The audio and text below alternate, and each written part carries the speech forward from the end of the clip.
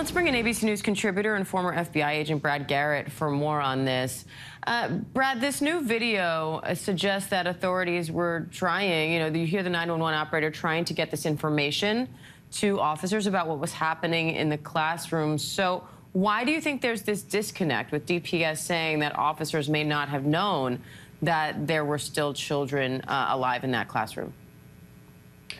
So it would have been ideal, obviously, to know about the 911 calls. However, in my view, it becomes secondary. This classroom needed to be entered, and it needed to be entered almost immediately. Whether shots are going off or there's no shooting, you're trained to respond to the gunman. And they just didn't do that. And this FBI review, I suspect, will go through each officer that was inside the school, which a number was used of 19, if that's accurate. What did they see? What did they do? What did the Uvalde police chief tell them they couldn't do? I mean, it's just incomprehensible to all of us who have done entries and gone in to where people are injured or someone's being held, that you just, do you take a minute or two or three or four? Maybe.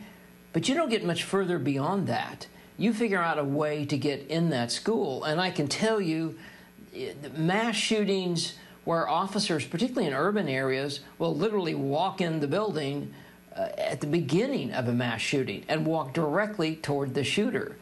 So all of this goes against training. All of it goes against common sense. And yes, 911 information could be very helpful, but you needed to do what you needed to do in those first 5 minutes once you got to the door.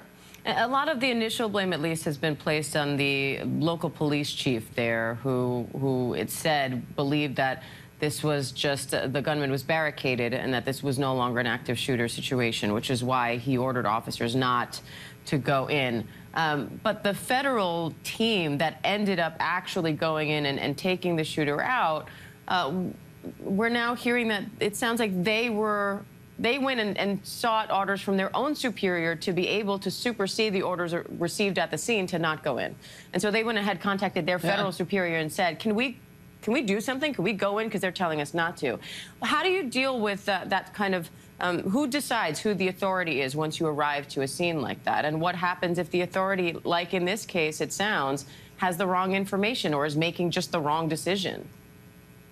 Right. So typically in a mass shooting, the city or county police are the primary responders. And so they tend to do the initial work at a mass shooting, and then federal authorities follow, FBI, ATF, etc. In this case, Customs and Border Protection and the Border Patrol are heavily, there's a lot of them around this area, only because it's so close to the border, obviously.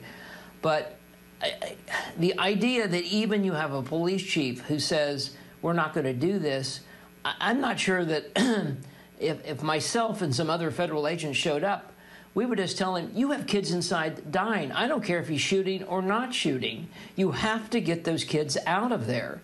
And you're making the wrong decision, and we're taking over.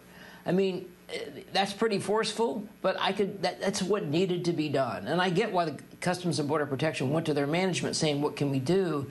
But you don't really have the time. You can't afford that step. You have to act. And that's the real problem here.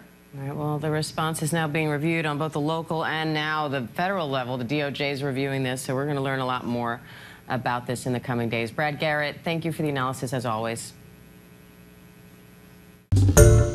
Hi, everyone. George Stephanopoulos here. Thanks for checking out the ABC News YouTube channel. If you'd like to get more videos, show highlights, and watch live event coverage, click on the right over here to subscribe to our channel. And don't forget to download the ABC News app for breaking news alerts. Thanks for watching.